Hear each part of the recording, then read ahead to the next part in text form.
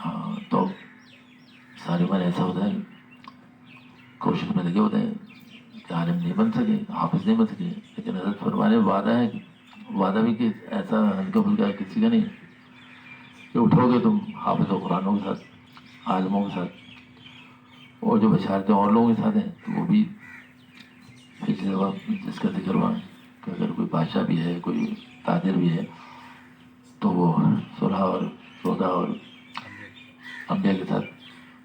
اب کوئی سوچیں دنیا کی ساری قوم ہے، سب انبیاء کی امتیں سوچیں کہاں انبیاء اور کہاں امتی. اب کسی دفتر میں کام کرتا ہوں یا کہیں بیٹھتا ہوں کہیں جاتا ہوں تو بہت سے ہوتے ہیں وہ اپنے کمرے میں ہوتے ہیں، ان کا کھانا الگ ہوتا ہے، ان کا پینا الگ ہوتا ہے، ان کا رہن سہن، ان کی گاڑیاں. تو ایسے ہوتا ہے نا کہ اگر کوئی میسے عام لوگوں کے لیے اور بہت کہیں کھا رہے ہیں، رہن سہن کچھ ہے، وہ کسی کمرے، لیکن اعلان ہو جائے کہ نہیں بھی ایک ہی جگہ کھائیں گے تو کچھ دن تو اس کے سمجھ میں نہیں آئے گا.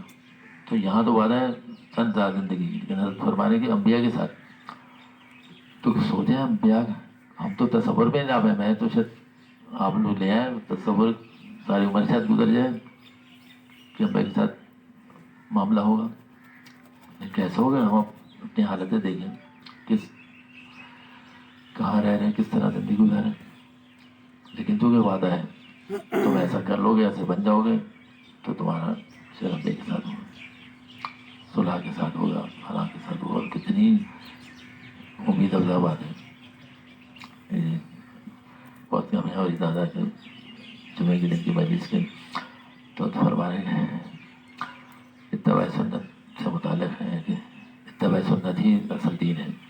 نعمت العظمیٰ کے دور پر فرمانے کی عمر کے ساتھ ساتھ کچھ بیماری نے بھی مجھ کو پست ہمت کر دیا، اور وہ سب اپنے حال سب سمجھ سکتے ہیں کہ حضرت فرمانے نے مجھ کو پست ہمت کر دیا. اب زیادہ کام کی طاقت نہیں ہے، لیکن بات یہ ہے کہ جو لمحات زندگی کسی خیر میں صرف ہو جاوے وہی سرمایہ آخرت ہے.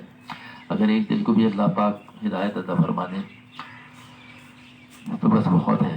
دین بہت بڑی نعمت ہے اللہ پاک کی ہمارے لیے. ہم اس کی قدر نہیں کرتے، قدر کرنا بھی سکھا رہے ہیں. تمہیں ایمان مل گیا، دین مل گیا، بھائی اس کی قدر کر لو. بڑے کتنے سمجھاتے ہیں بھائی گھر میں 12 چیزیں ہیں، بھائی اس کی قدر کرو، تم سے چھن جائے گی، ٹوٹ جائے گی، پھر تم کہاں بار بار دلا سکیں، کہاں بار بار مل سکے گا. تو اسی طرح ہماری زندگی میں دین تو اس کی قدر بتا رہے ہیں کس طرح کرنا ہے.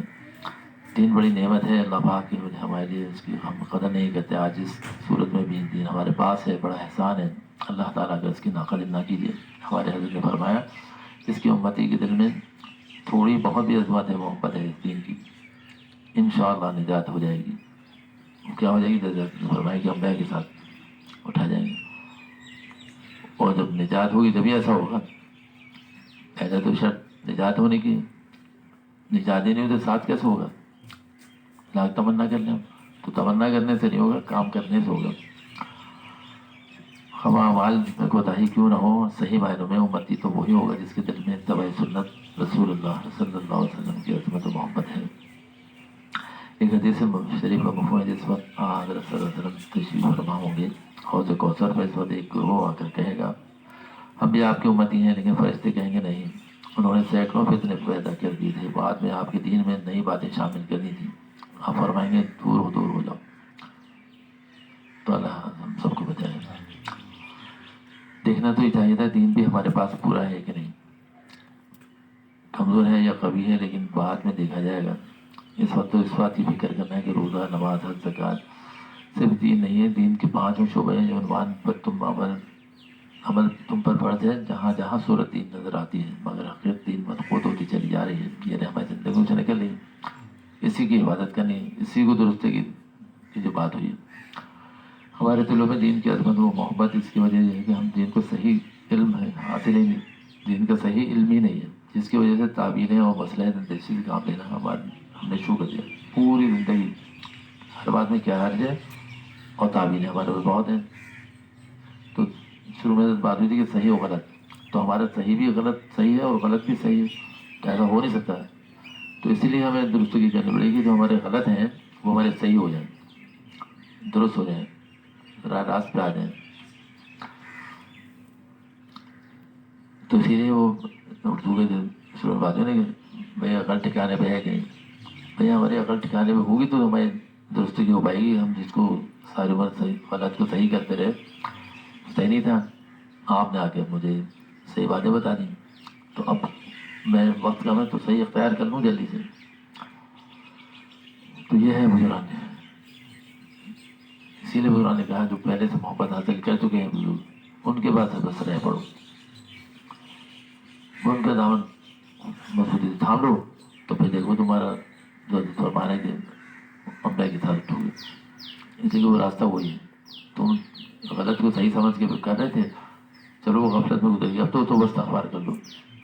تو توبہ استغفار ہماری زندگی میں آ جائے, جس وقت خیال آ جائے, گندے ناپاک خیالات جس سے ہم بھرے پڑے ہیں دادے کے اندر, بس حال راتی خوبصورت جسے مزین کر دیا, پھر جب ذرا سا خون نکلتا ہے تو وضو ٹوٹ جاتی ہے. کوئی پتھ پڑ جائے, پتھ ہو جائے, کوئی گندگی, تو فوراً وضو کرتے ہیں نا. اسی طرح کوئی ناپاک گندے خیالات آ جائے, عمل ہو جائے, فوراً استغفار رٹ لگا دیں. یعنی ہماری زندگی میں صبح شام اٹھتے بیٹھتے, چھوٹے بچے سے لے کے بڑی عمر ہو جائے 60 سال, ہم سے استغفار نہ چھوٹے, کیونکہ وہ اس سے پاک صاف کر رہا ہے, وہ ہمیں جو بگاڑ ہے وہ درست کر رہا ہے. تو اسی کے فرمانے کی ہم کو دین کا صحیح علم ہی نہیں ہے, جس کی وجہ سے تعبیریں اور مسئلہ دیشی سے کام لینا شروع کر دیا. آپ نے اپنے منشا کے مطابق دین کے ہر معاملے میں تعبیریں کر لی ہیں. پھر وہ اصل دین کہاں رہا؟ لا الہ الا اللہ. آپ کہیں گے, پھر وہی بات دہراتا ہوں, حضرت بھی کہہ رہے میں دہراتا ہوں, تو دہرائی جائیں گی, ساری عمر دہرائی جائیں گی. اتنی تکرار کہ جس کی انتہا نہیں. اب آپ کی طبیعت اکتا ہے, بیزار ہو, کچھ ہو, لیکن دہرائی جائیں گی. آپ کو بھی دہرانی ہے. جب دہرائیں آپ کی درستگی ہوگی.